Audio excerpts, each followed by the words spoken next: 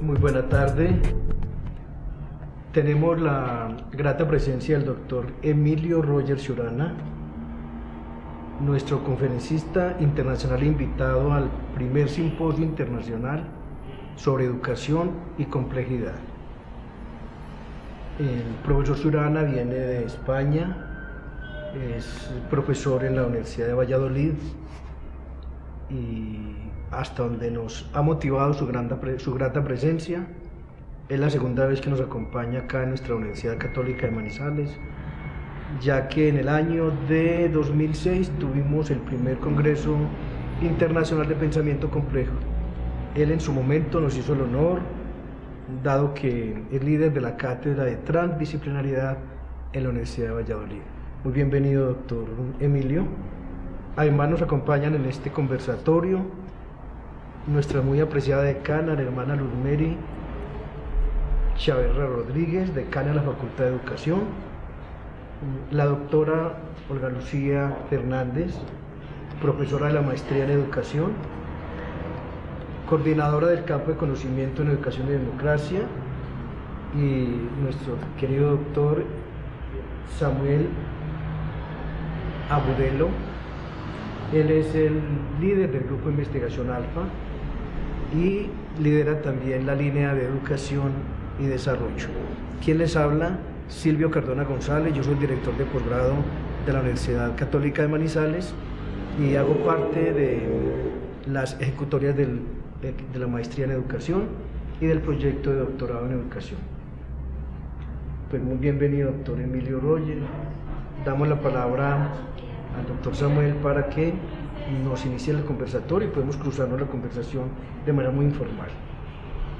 Bueno, buenos días, doctor Emilio, buenos días a todos. Pues yo creo que el primer ámbito de conversación podría estar alrededor de la educación, ya que ese es un poco el interés de este simposio. Y un poco la idea que nos preocupa y nos llama la atención es cómo pensar la educación en un contexto de tantos cambios. Por ejemplo, en un contexto de cambios en la economía. ¿Cómo pensarla, proyectarla desde la crisis del sistema financiero o de las expectativas de la OCDE? ¿O cómo pensar la educación en los cambios tan drásticos y tan exigentes que se dan hoy a interpretar o leer la cultura? O al cambio de las instituciones educativas mismas. Ese concepto de educación para nosotros se nos es un poco abstracto, un poco complejo, un poco ambiguo. Y queríamos saber su impresión al respecto, cómo están leyendo ustedes la educación en estos contextos de cambios tan drásticos y tan importantes. Bueno, antes que nada quiero decir que me siento muy contento de estar aquí en Manizales por segunda vez y de conocer a gente que no conocía y de volver a retomar a algunos conocidos, como en este caso Silvio. La pregunta es muy amplia, ¿no? Y mañana en las conferencias yo quería desarrollar alguna cosa al respecto. Pero yo creo que para responder a cómo pensar la educación en estos contextos tan dinámicos, tan inciertos en los que estamos viviendo, en los que pues, vivimos en sociedades en las que sobre todo prima más el valor monetario de las personas que las personas, ¿no? Y en ese sentido yo me plantearía cómo nos describimos las personas. Es decir, ¿cómo queremos describirnos? Es decir, ¿cómo queremos vernos a nosotros mismos? Porque depende de cómo uno se vea, depende de cómo uno se proyecte, depende de cómo uno se describa. Yo creo que necesitamos una redescripción de nosotros mismos como individuos y como sociedad. Pues eso implica también qué tipo de modelo educativo poder ir construyendo en un proceso y en una realidad que hay que tener siempre en cuenta que es dinámica y al mismo tiempo incierta, ¿no?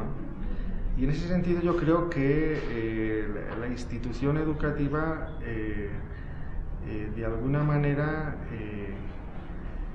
tiene que, no me atrevería a decir volver a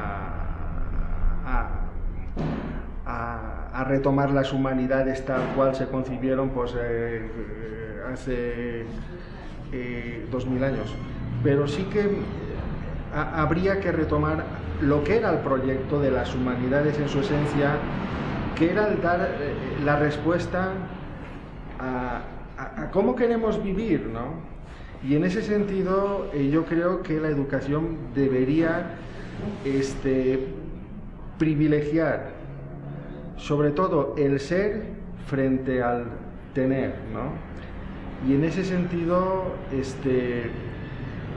yo creo que lo que le falta, o una de las cosas que les falta hoy en día a la educación, es ser una educación humanística, que por cierto está muy devaluada porque en esta sociedad de la producción, en esta sociedad del consumo y en esta sociedad del valor monetario de todo, se dice que las humanidades no son productivas, ¿no? No son productivas en el mismo sentido en que son productivas las tecnologías, por ejemplo, ¿no? Y no nos damos cuenta de que no hay cosa más productiva que una persona educada, ¿no? Y en ese sentido la labor de la educación debería ser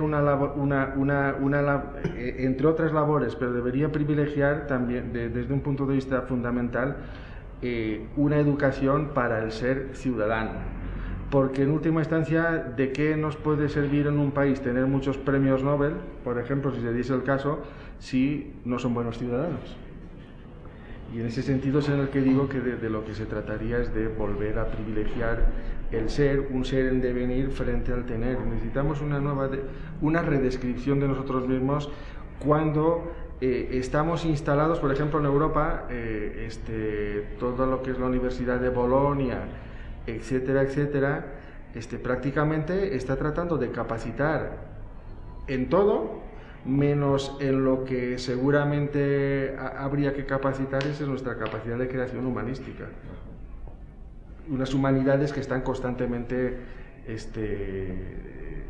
devaluadas, ¿no? Los estados no invierten en las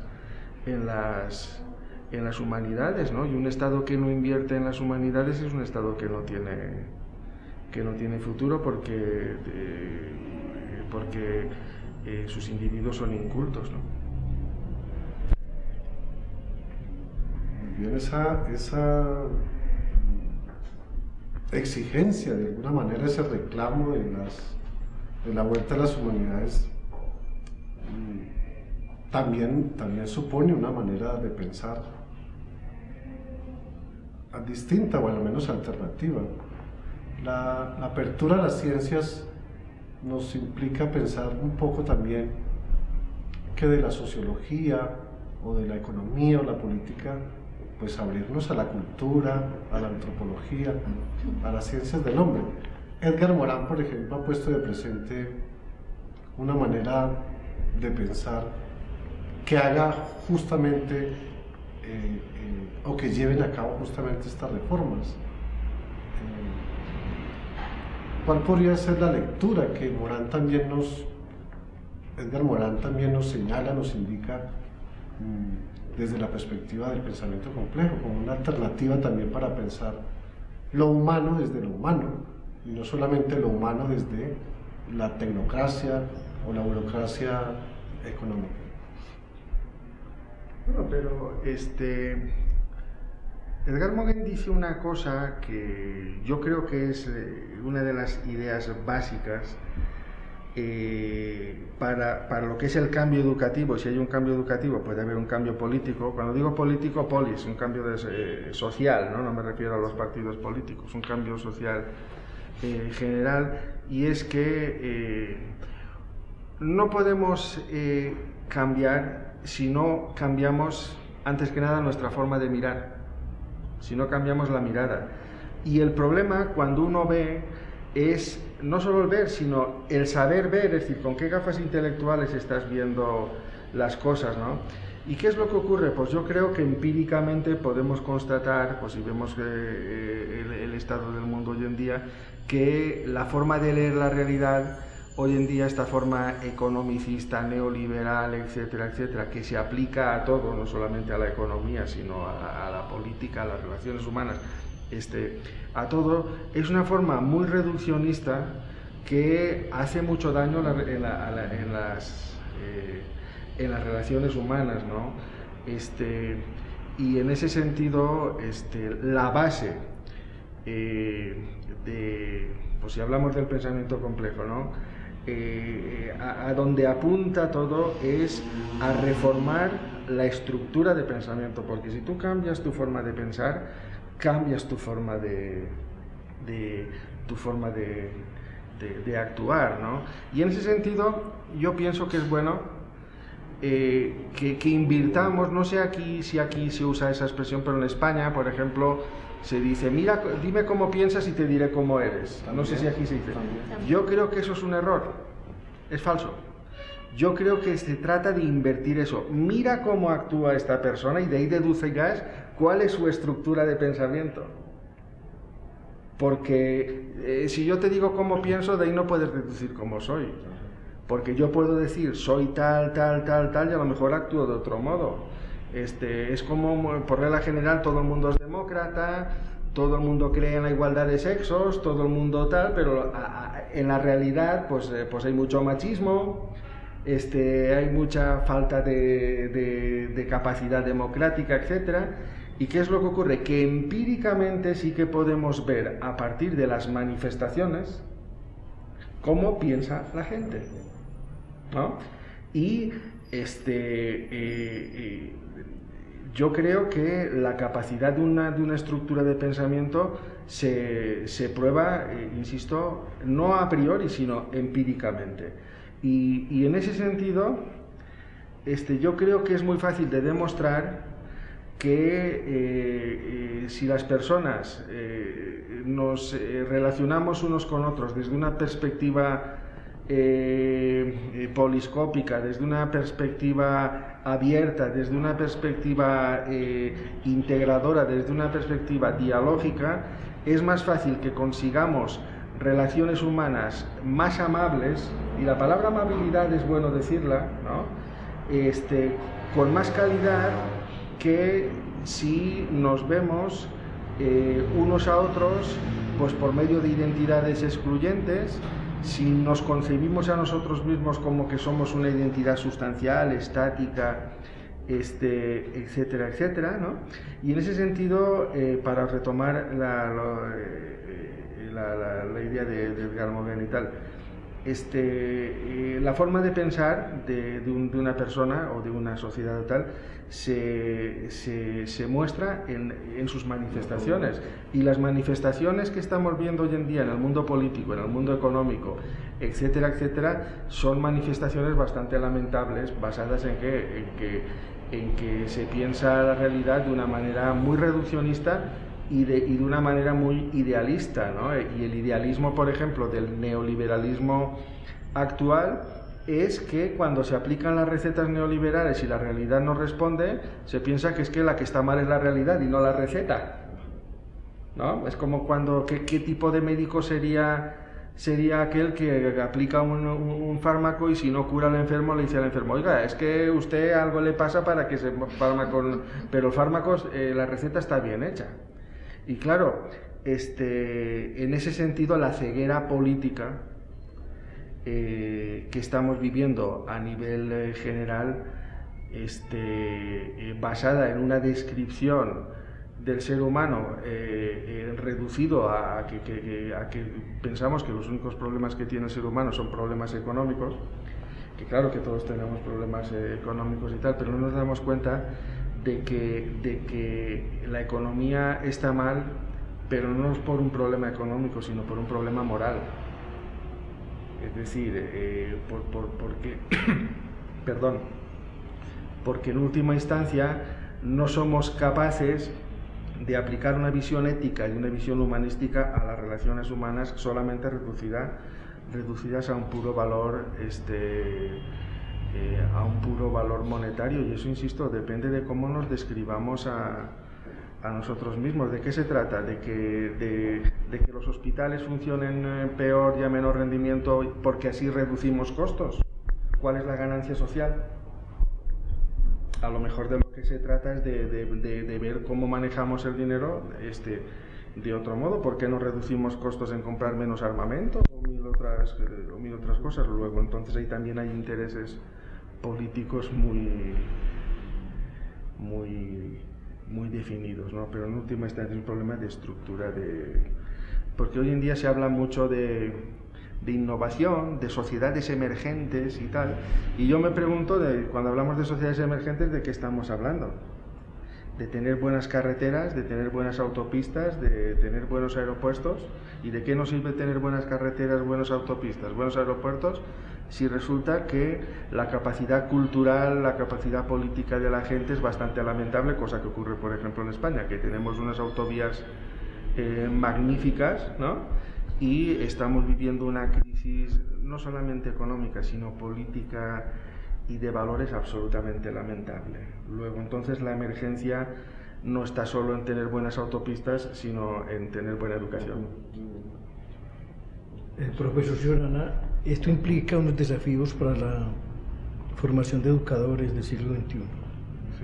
Y para la formación de investigadores, Sí. Pues dado que la pregunta por el sujeto de formación y conocimiento le debe entender a usted, según su planteamiento, que es lo que entra a tomar fuerza como un gran pilar y criterial de la formación de educadores y la investigación educativa.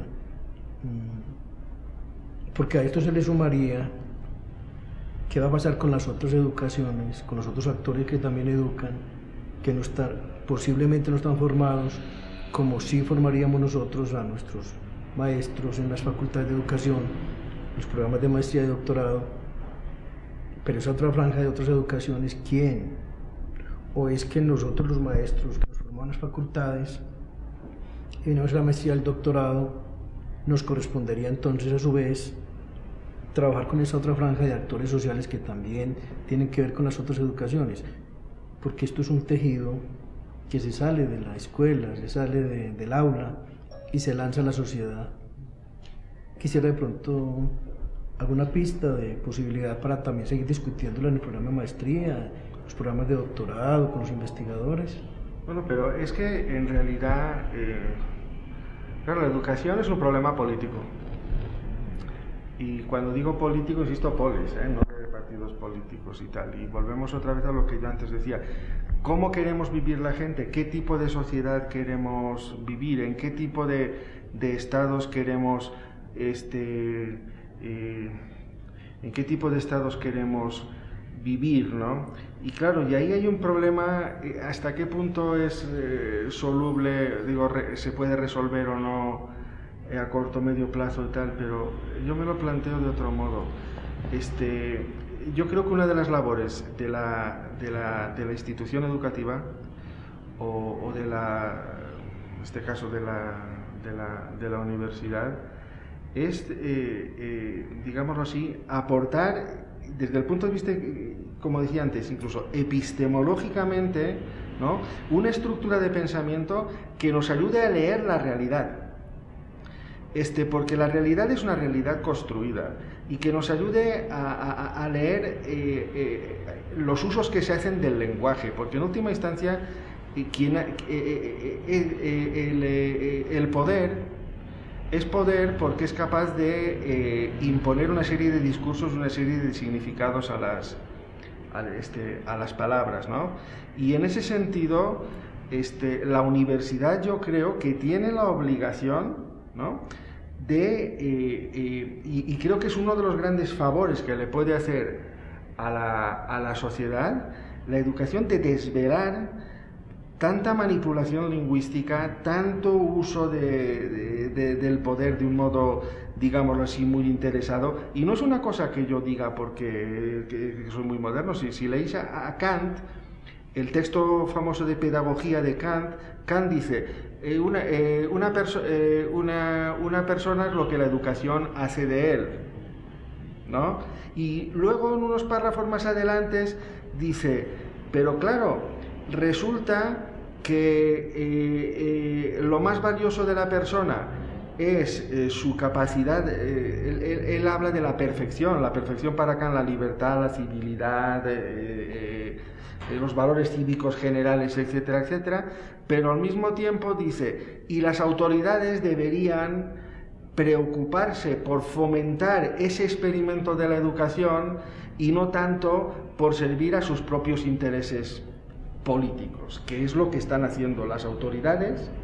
Yo no me atrevería a decir en los lugares que no conozco, pero en Europa está bien claro que la educación es un experimento político al servicio de una determinada ideología neoliberal muy clara, porque en última instancia, si desmantelamos la capacidad de respuesta democrática de la sociedad, digámoslo así, que estamos concediendo más poder a los que tienen el poder, ¿no? Y en ese sentido, volviendo a Kant, igual que libertad y saber van juntos, ¿no?, también van juntos ignorancia y esclavitud. Y ahí la educación es, metafóricamente hablando, la mano que mece la cuna, ¿no? Y en ese sentido, claro, los profesores, los docentes, pues no podemos cambiar el mundo, no tenemos esa capacidad de cambiar el mundo, pero como institución sí que tenemos, no sé, la capacidad y el deber de cumplir esa función política desde la institución educativa. Insisto, cuando digo política no me refiero a la política partidista ni nada, sino en el sentido en que hablaba Platón o Aristóteles, cuando ellos decían la política no solamente es una cuestión de poder, la política es también cuestión de cómo inserto valores cívicos en la polis. Y eso, quien mejor lo puede cumplir a cabalidad es la institución educativa, insertar valores cívicos en la polis, porque claro, si la institución saca ya egresados a gente con conciencia cívica, eso puede, y con una estructura de pensamiento capaz de leer una realidad multidimensional, eso puede redundar en un cambio político general. Yo tengo una pregunta, Roger, y es, ¿por qué entonces es tan importante pensar la educación y la democracia? ¿Por qué pensarla? Pues porque educación y democracia van juntos, ¿no? Si nos vamos a la antigüedad, filosofía y democracia surgen en el mismo momento, surgen juntas, surgen en el momento en el que alguien, cuando digo alguien metafóricamente hablando, se pregunta, ¿y por qué tengo yo que obedecer esta ley y no otra? No para decir no quiero obedecer ninguna ley, sino porque yo para obedecer algo quiero saber qué es lo que estoy obedeciendo. Y para saber qué es lo que estoy obedeciendo, yo estoy obligado y necesito de una educación que me permita, igual que un médico le enseñan a comprender la anatomía de un organismo, yo para saber por qué tengo que obedecer esto y no lo otro, o qué, digámoslo así, nuevos sentidos puedo proponer como individuo, como sociedad en la polis, necesito comprender la radiografía de la estructura social en la que yo estoy viviendo. Y esa radiografía solo me la puede dar la educación. Y claro, y la educación, por eso que la educación en ese sentido es poder, porque cuanto mejor yo comprendo el cuerpo sobre el que tengo que intervenir, más capacidad puedo tener de ejecutar las acciones que yo crea en este sentido más pertinente. Pero es muy curioso que en las modernas democracias el ciudadano medio no conoce la anatomía de la sociedad en la que está viviendo. Por eso que es muy fácil reducir la crisis contemporánea que estamos viviendo a un problema económico, ¿no? Y no darnos cuenta de lo que estamos viviendo es una crisis moral de un nivel absolutamente de un nivel tremendo, ¿no? Pero ¿qué es lo que ocurre? Que en esa fractura que hemos hecho de los diferentes saberes, de los diferentes conocimientos, nos hemos olvidado de que, por ejemplo, la economía no es una ciencia dura, la economía es una ciencia social y la economía es una ciencia moral. Y en ese sentido, lo que hagamos con la economía está muy en relación de nuestra capacidad de responder como sociedad a cómo queremos vivir. Porque mientras no tengamos claro cómo queremos vivir, no vamos a saber qué tipo de estrategias aplicar para vivir de un modo u otro. Cuando como sociedad tengamos ideas generales sobre cómo queremos vivir, aplicaremos estrategias políticas, económicas, éticas, del tipo que sea. Pero primero tenemos que saber, porque da la impresión de que estamos funcionando como se dice aquí, en automático, ¿no? Y no sabemos muy bien hacia dónde vamos, ¿no? Pero es porque no tenemos proyecto ni a nivel de individuos, ni tenemos proyecto como sociedad, es decir, a dónde queremos ir. Y incluso desde el punto de vista de la filosofía, si nosotros leemos a grandes filósofos, incluso de muy dispares, desde Platón a Aristóteles, yo recuerdo que Tomás Moro, el autor de la Utopía, que no era sospechoso de ser marxista ni nada, Tomás Moro dice una cosa que luego dice Marx, que es el capitalismo. Bueno, Moro no usa la palabra capitalismo porque no existía el concepto en ese momento, pero bueno, la idea es la misma. El capitalismo no es un problema económico, el capitalismo es un problema antropológico, es un problema ético, es un problema moral, porque parte de cómo nos definimos como seres humanos. Y si nos reducimos a Homo economicus, pues todo lo demás que nos constituye como seres humanos, toda esa complejidad que somos, queda, digámoslo así, reducida, queda, digámoslo así, en un segundo plano. Y no accedemos a esa idea. La crisis que estamos viviendo no es una crisis económica, es una crisis moral, es una crisis política, es una crisis en la que se nos está imponiendo políticamente una forma de vivir que se puede decir más bien que es una forma de malvivir, porque se está creando una pobreza y una indigencia enorme, ¿no? Y yo creo que en ese sentido una ciudadanía educada podría tener mucho que decir.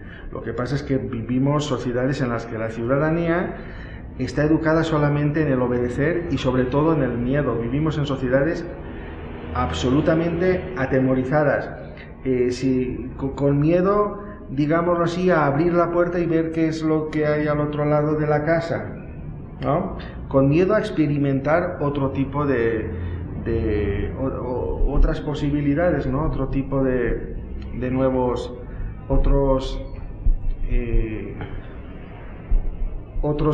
sentidos, ¿no? En ese sentido, valga la redundancia por la palabra sentido, yo creo que la educación tiene una labor fundamental. La educación sola no va a cambiar la sociedad, hasta ahí yo creo que está claro, pero cuanta mayor capacidad educativa tenga la gente, posiblemente mayor capacidad de tomar decisiones, porque volviendo otra vez a Kant en su famoso artículo ¿qué es la ilustración?, ¿no? Respuesta a la pregunta ¿qué es la ilustración?, decía: si uno no quiere vivir tutelado, está obligado a ilustrarse. Y eso que valía para el 1780 y pico, vale para ahora. O te tutelan, o si no quieres que te tutelen y te dominen, tienes que ilustrarte. Y mientras no se demuestre lo contrario, es la institución educativa la que tiene la capacidad de ilustrar a la gente. Y la institución educativa, obviamente, a muchos niveles, y cada nivel en su contexto, ¿no? Pero da la impresión de que se nos enseña más a obedecer que a pensar por nosotros mismos, ¿no? Y a crear capacidad de crear nuevos sentidos, ¿no? Pero creo que aún es buena esa idea de Kant, ¿no? Si tú no quieres que te tutelen, estás obligado a ilustrarte, a comprender la realidad en la que vives y a comprender el lenguaje que te están imponiendo, ¿no? Y si tú eres una persona ilustrada, tendrás capacidad a lo mejor de desenmascarar toda esa semántica, ¿no? Todos esos significados que se están constantemente inyectando a las palabras, ¿no? Para hacerlas significar cosas a lo mejor diferentes a lo que es su significado,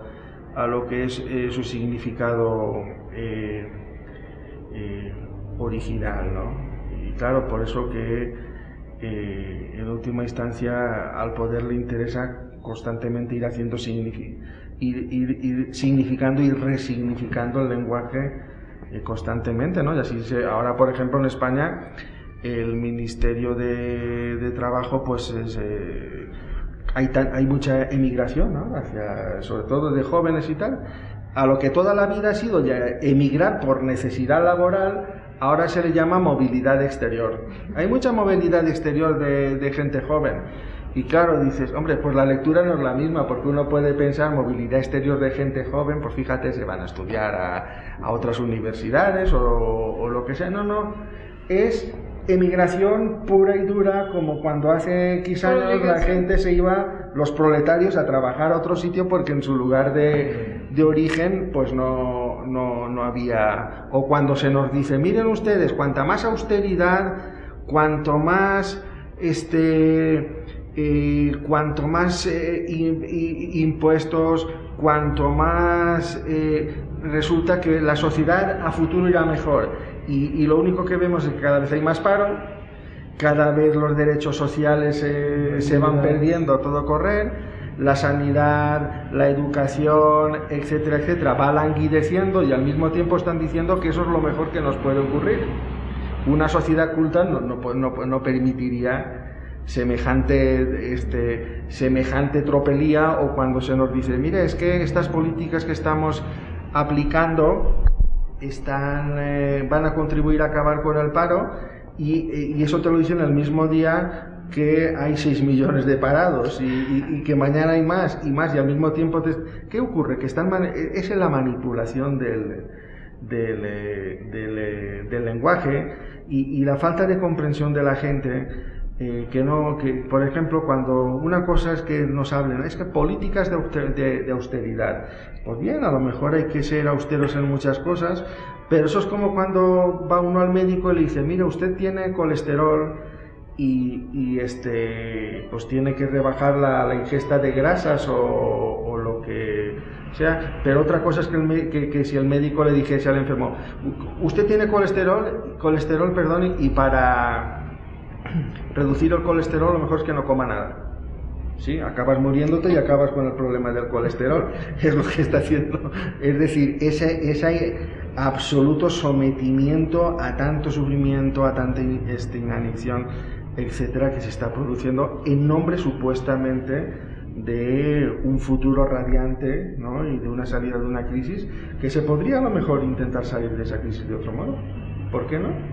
Pero como se nos dice que no hay otra alternativa, y la gente es tan inculta que no es capaz de comprender que si alguien le dice, en esta vida no hay más alternativa que esta, más vale la pena no vivir, porque es negar lo que los seres humanos somos, que es creación de posibilidades. ¿Quién ha dicho que no haya que no haya otras posibilidades. ¿Por qué? ¿Dónde está escrito que no las haya?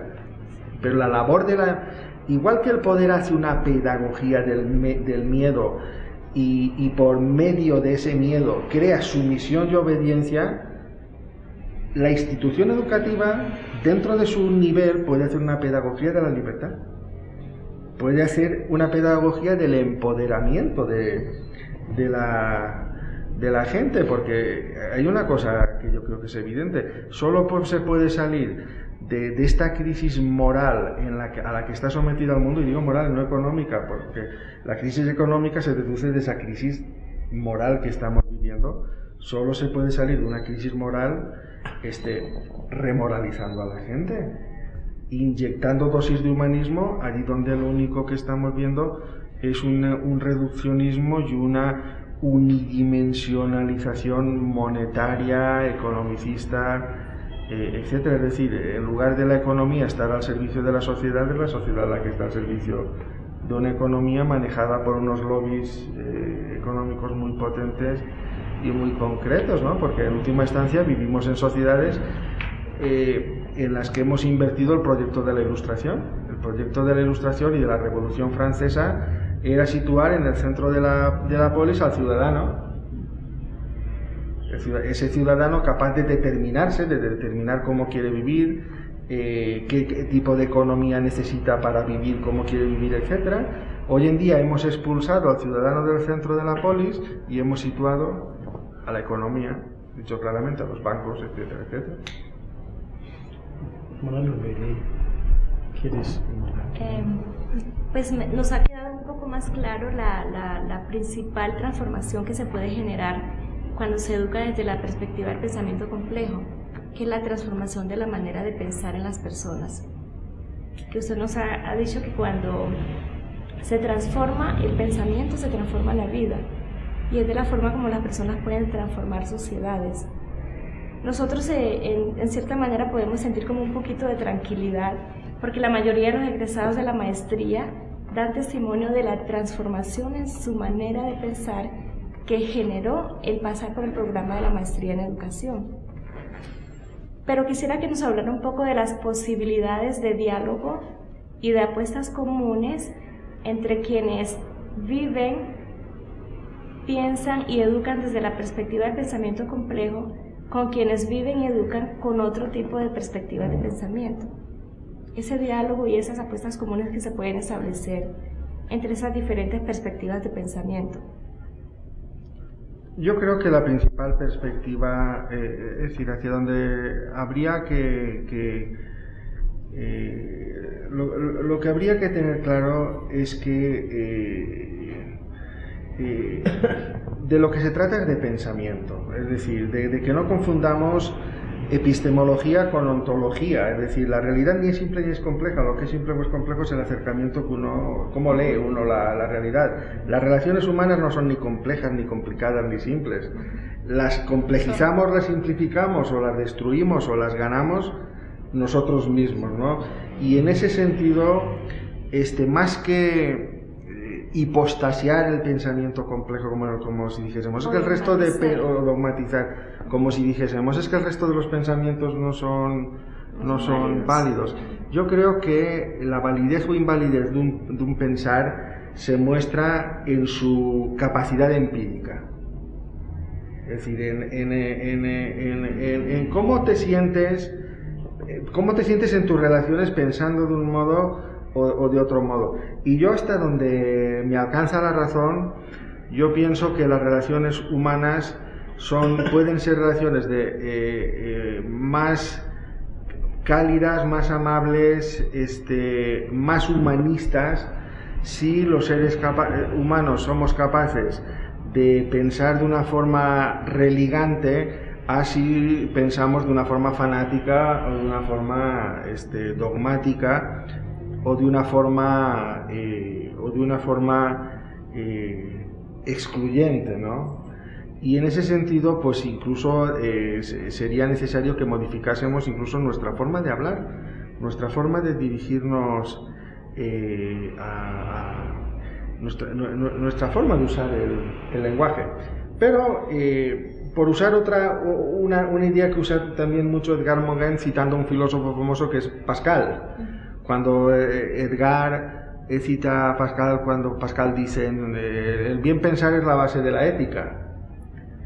Esa idea es muy interesante porque Pascal no nos quería decir solamente pues el bien pensar, el de ser bien pensado, sino que el bien pensar es la base de la ética, en el sentido de que cuanto mejor conoces tú el contexto en el que vives, cuanto mejor lo piensas, más pertinentes serán las acciones, si estamos hablando de ética, es un actuar respecto de ese contexto, ¿no? Y el problema que constatamos muchas veces es que la mayoría de las veces hablamos y obramos por desconocimiento. Es decir, hablamos y obramos sin hacer una buena hermenéutica del contexto, sin hacer una buena hermenéutica del otro con el que estamos hablando y, más flagrante aún, sin hacer una buena hermenéutica de nosotros mismos, ¿no? Porque siempre partimos, desgraciadamente, de que el que tiene que modificar las cosas es el otro, no uno mismo, porque claro, si uno cree que tiene la razón, pues el que no la tiene es el otro, ¿no? Y en ese sentido, cuidado, porque somos muy dogmáticos, somos muy fanáticos y estamos educados en esa mentalidad en la mentalidad, ¿cómo diría yo? En esa idea epistemológica de que si yo tengo la razón no la tienes tú, y no nos damos cuenta de que cuando estamos hablando de la existencia, cuando estamos hablando de las relaciones humanas, etcétera, etcétera, si algo tenemos todos en común es nuestra capacidad de cometer errores, ¿no? Y como dice Edgar Morin, cometemos el gran error la mayoría de las veces de subestimar nuestra capacidad de cometer errores, ¿no?